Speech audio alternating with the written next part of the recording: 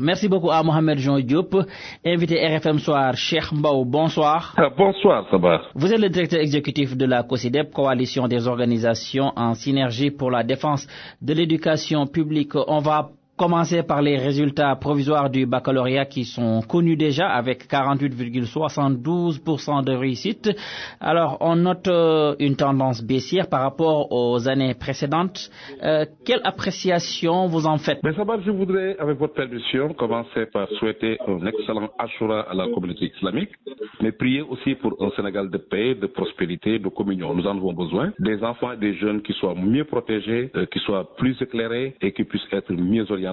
Parce que notre pays, les données récentes avec la NSD nous montrent que nous sommes un pays à 3/4 très très jeune. Oui, dire que par rapport au taux de réussite provisoire que nous avons enregistré pour ce qui est du baccalauréat, ben écoute, cela confirme juste une tendance que nous avons connue durant ces années passées. Les années passées, je rappelle, 51% en 2023, 51 voire 62% en 2022. Aujourd'hui, on est à 48%. Cela montre encore une fois que le système éducatif semble être saturé. Parce que quelque part, nous avons constaté que les résultats, à chaque année, nous avons seulement 5 élèves sur 10 qui réussissent. Ou alors, on peut le lire à l'inverse pour dire 5 élèves sur 10 qui échouent au baccalauréat. Cela, évidemment, nous amène à nous poser plusieurs questions. Qu'est-ce qu'ils deviennent ces enfants? Quelles sont les offres qui leur sont proposées? Quelles devraient être les réformes sur le système d'évaluation et d'orientation? Tout cela, c'est évidemment des questions pour nous qui nous intéressent. Mais ensuite, ça doit nous amener, nous rappeler à comprendre que tous les enfants ne sont pas faits pour faire l'enseignement général. Il faudrait, à partir du cycle fondamental, que l'on puisse davantage renforcer la formation professionnelle, l'enseignement technique. Cela pourrait aussi permettre à ces enfants-là de pouvoir réussir. Parce que la règle, ça doit être la réussite, l'échec, ça doit être l'exception. Or, nous nous rendons compte que depuis vraiment plus d'une décennie, nous sommes toujours autour de 50% comme résultat scolaire. Donc, il y a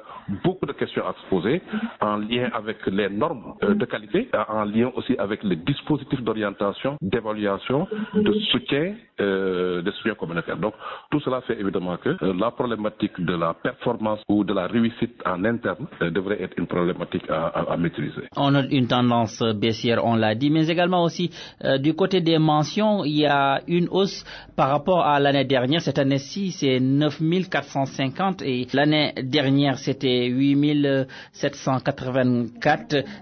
Ça aussi, ça semble pas être un paradoxe? Non, je pense que aujourd'hui, si on est dans l'absolu, il faut voir ce que représentent les 9000 qui ont une mention par rapport au total des candidats. Donc, si on est dans une analyse qui met en avant les données relatives, c'est là qui nous permettrait évidemment d'avoir une meilleure lisibilité par rapport à la situation. Mais en tout cas de cause, nous nous rendons compte que le Sénégal a investi dans l'excellence. Il y a des lycées d'excellence qui existent. Il y a des écoles d'excellence que nous avons constatées. Donc, c'est normal qu'on ait une certaine élite qui puisse émerger. Donc, des enfants excellents qui puissent émerger du lot. Cela est important. Il faut renforcer l'excellence. Il faut soutenir les meilleurs élèves d'entre nous. Mais il faudrait aussi faire en sorte de ne pas confondre l'excellence de l'élitisme. Le sens d'un système éducatif, c'est de pouvoir soutenir les plus faibles. Quel est le dispositif qui puisse accompagner les plus faibles à pouvoir avoir une position moyenne? Ça, pour nous, c'est un aspect qui est important. Il faut à la fois travailler sur l'excellence, mais aussi sur la démocratisation de la réussite. C'est ça qui nous permettrait évidemment de ne pas vivre ce syndrome de l'élite. Quand vous parlez de démocratisation de réussite, vous voulez dire concrètement quoi exactement? Démocratisation de la qualité, ça veut dire comment faire pour que les résultats soient au moins à 80%. Ça, pour nous, c'est important. On ne peut pas, depuis des décennies, être autour de 5 élèves sur 10 qui réussissent. 50%. Donc nous devons travailler à identifier les zones qui n'arrivent pas en tout cas à faire les meilleurs résultats, à analyser en tout cas les conditions d'enseignement-apprentissage, à analyser les facteurs qui justifient ce déficit en termes de qualité.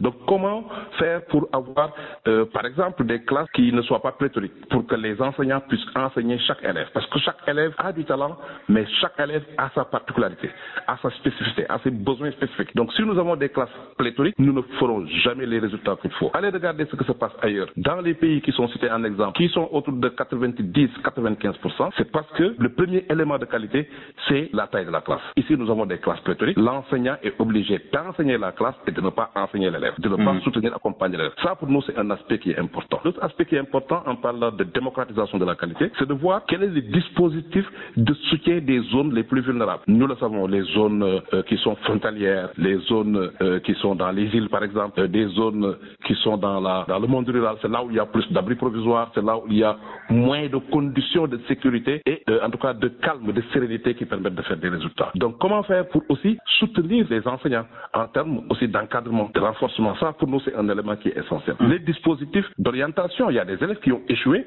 parce que simplement ils ont été mal guidés. Aujourd'hui, en termes de psychologue conseil, vous en avez un au niveau du moyen secondaire pour plus de 11 000 apprenants. Or, la norme voudrait qu'on soit à 1 pour 300. Ça veut dire qu'il y a beaucoup d'enfants qui n'auront jamais la chance d'être accompagnés, d'être guidés, d'être orientés par des psychologues conseils. Donc, comment faire pour comprendre que l'éducation, c'est un tout et donc avoir un environnement d'apprentissage qui soit propice à la performance, avoir des personnels d'enseignants, au-delà des enseignants, créer en main des enseignants de la classe, des personnels qui puissent les soutenir, les psychologues conseils, les assistants sociaux, des femmes de ménage, des gardiens d'école, tout cela contribue évidemment à renforcer les performances. Avoir une communauté éducative, donc des Sénégalais qui croient plus à leur école, où cette crise de confiance entre la société et l'éducation est levée, ça aussi c'est un élément essentiel parce que ça qui permet aux parents de s'investir dans l'accompagnement à domicile de la maison. Mais aussi comprendre que l'éducation, tout le monde n'est pas pour l'enseignement général. Je l'ai dit et je le répète, il faudrait aussi qu'on puisse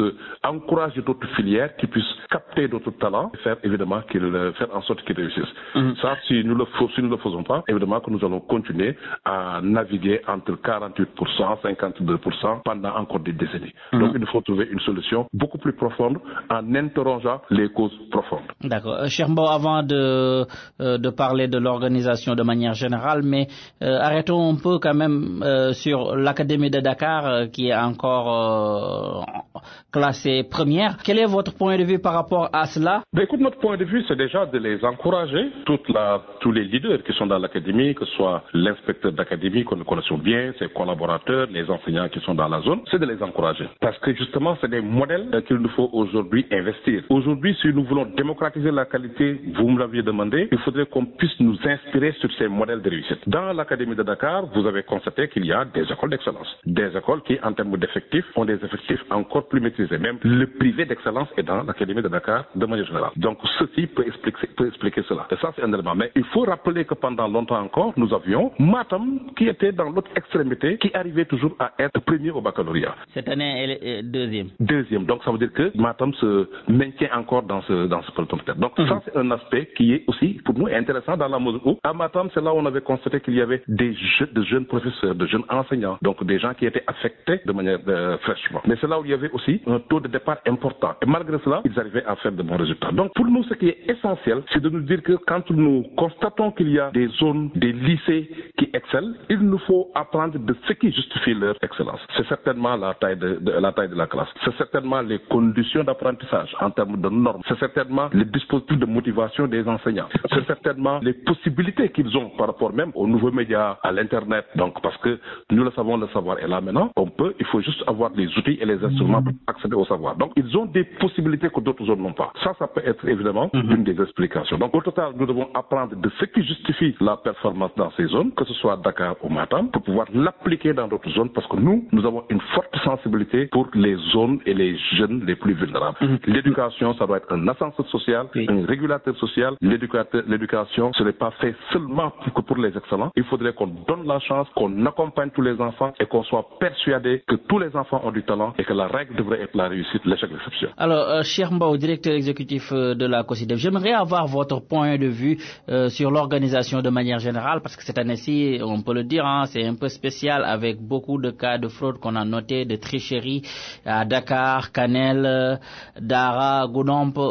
Alors, votre point de vue? Notre point de vue, c'est que nous devons davantage sécuriser le dispositif d'évaluation. Ça, c'est important. Il y a des années où on parlait plutôt de fuite, donc ça veut dire les épreuves qui avaient fuité. Donc, cela interrogeait la responsabilité du niveau central. Il y a d'autres années où on a parlé plus de fraude ou de triche de la part des élèves. Donc ça, évidemment, c'est une question qu'il nous faut adresser. Nous nous rendons compte que cette année, c'est l'interdiction de l'utilisation des téléphones portables qui a été indexée. Donc aujourd'hui, nous devons avoir un dispositif de communication encore plus renforcé pour que les enfants comprennent qu'il est plus facile de réussir que de tricher. Et ça, ce dispositif doit être accompagné et soutenu par tout le monde. Parce que quand un enfant aujourd'hui a été pris pour des questions de triche, c'est évidemment tous ceux qui l'entourent qui peuvent être, qui ont une responsabilité dans cela. Les parents l'ont-ils bien préparé par rapport à toute cette communication que nous avions suivie? Est-ce que les enseignants, au-delà du jour de l'examen, les ont particulièrement préparés à comprendre qu'ils ne devraient pas utiliser ces outils-là? Est-ce que le gouvernement a renforcé son dispositif de communication? Oui, il y a eu des pas qui ont été faits, mais nous pensons qu'avec ce qui s'est passé, il faut davantage les renforcer. Mais ensuite, il nous faut interroger un peu notre rapport avec l'outil informatique, avec les outils informatiques, le portable. Comment devrait-on l'utiliser, en tout cas de manière beaucoup plus intelligente? Comment devrait-on l'utiliser même pour renforcer cet esprit scientifique dont on parle tant? Donc je pense qu'il nous faut un peu réinterroger tout. En tout cas, nous pensons que ces enfants-là, ils ont été sanctionnés. Nous comprenons que les enseignants qui avaient la responsabilité de veiller sur le règlement intérieur, ils ont été dans leur rôle, mais nous considérons qu'en ce moment, nous devons évidemment leur permettre de pouvoir passer à la session de remplacement qui est prévue en octobre, parce qu'ils ont déjà été sérieusement sanctionnés. Ça, c'est une chose qu'il nous faut faire. Mais au-delà de la prise en charge de la situation actuelle, il nous faut réfléchir de manière plus profonde sur comment faire pour davantage maîtriser tout ce qui est fraude, triche ou fuite, et donc sécuriser un peu les dispositifs des examens. Ça, c'est un élément essentiel. Et les enfants devraient évidemment, en termes d'accompagnement, comprendre qu'il est plus facile d'apprendre que de tricher. Alors Chermba, on va terminer sur ce point. Le 2 juillet dernier, l'actuel régime a fait ses 100 premiers jours au pouvoir. Quelle lecture vous en faites, surtout dans le secteur de l'éducation? Vous savez, il nous faut d'abord distinguer que l'année académique est différente de l'année civile. Ce régime a été investi le 2 avril. Cela signifie 6 mois après l'ouverture des classes ou encore après un déroulement des 2 tiers de l'année scolaire. Pour dire qu'il est difficile pour le secteur de l'éducation de faire un bilan objectif. Mais par contre, ce qui était attendu de ce régime, qui a pris donc le pouvoir à 1 tiers de la fin de l'année, c'était évidemment d'accompagner l'achèvement de l'année, de décliner de manière très claire leur ambition et leur vision pour l'éducation et de nous parler de leur mode de pilotage. Ça, c'est le principe général, et dire que le rendez-vous serait certainement pris à la veille de la prochaine année scolaire. Mais nous pouvons quand même cependant noter qu'il y a eu évidemment un conseil interministériel sur les examens et concours qui a été tenu pour une première fois, ce qui est un point positif. Il y a eu une disponibilité, je crois, attestée du ministre en charge de l'éducation, qui a discuté avec presque tous les partenaires acteurs pour partager sa vision pour l'éducation. Il y a eu la diligence dans l'apurement du stock d'actes qui sont longtemps étaient en instance pour ce qui est des enseignants. Le rattachement de l'agence de la cause de tout petit au ministère de l'éducation fait aussi des demandes fortes que nous avions eu à soulever. Et tout cela fait évidemment que si nous le mettons en lien avec des ambitions et des principes et orientations qui ont été partagés, nous pouvons avoir de l'espoir. Parce que vous le savez, le nouveau régime nous dit qu'ils ont érigé le capital humain en première priorité. Ce qui nous parle, nous, pour un pays qui est à 75% jeune, un jeune, ses préoccupations, c'est l'éducation, la formation, l'emploi et l'insertion. Alors nous les invitons justement à être cohérents et conséquents par rapport à cette option. Donc comment renforcer les jeunes, comment les écouter davantage, comment renforcer les ressources, l'intelligence, l'énergie pour l'éducation, c'est un élément essentiel. La décision de faire de la concertation une option de gouvernance, ça aussi, ça a été partagé. Nous pensons que nous avons un système éducatif où il y a beaucoup de réflexions, beaucoup de partenaires avec des contributions différentes qui pourraient évidemment être nourries par une valorisation de chacun d'entre les partenaires. Ça, c'est un élément essentiel. La digitalisation intégrale, si nous l'appliquons au système éducatif, cela pourrait permettre enfin d'adresser la lancinante question de l'état civil. Donc ça pourrait être aussi un bénéfice pour le système éducatif. Donc au total, nous considérons que si ces principes, y compris le Djubbanti, quand on parle de Djubbanti, ça nous parle, parce que ça veut dire qu'il faut corriger beaucoup d'injustices. Et parmi les injustices, il y a que beaucoup d'enfants ne jouissent pas, ne bénéficient pas du droit à l'éducation. Des enfants hors école plus d'1 million, ça doit faire l'objet de Djubbanti. Des écoles qui ne soient pas dans les normes, ça doit faire l'objet de Djubbanti. Des enseignants qui ne sont pas traités de manière équitable, je pense aux décisionnaires, ça doit faire faire l'objet de Djubanti. Donc évidemment, si nous appliquons ces principes et ces orientations à l'éducation, cela pourrait évidemment être un élément essentiel. Donc nous pensons que ces 3 mois de vacances devraient être une période propice pour ouvrir la discussion, engager la discussion et aller au-delà maintenant des principes qui sont déclinés, aller vers des actes précis, des actes concrets qui nous permettent de voir que nous sommes vers un tournant qui prenne en charge l'intégralité des enfants et notamment les plus difficiles à prendre en charge, les plus vulnérables, ceux qui sont dans les zones les plus enclavées. Ça pour nous c'est un élément de justice et d'équité tout court. Cheikh Mbow, merci. C'est moi qui vous remercie, Sabar. Je rappelle que vous êtes le directeur exécutif de la COSIDEP, Coalition des organisations en synergie pour la défense de l'éducation publique. C'était tout pour cet entretien. Merci à Koumba Sandiane Faye et à Elhadj Ndiogou Diène pour la coordination. Mohamed Diop, je vous rends le micro. Merci.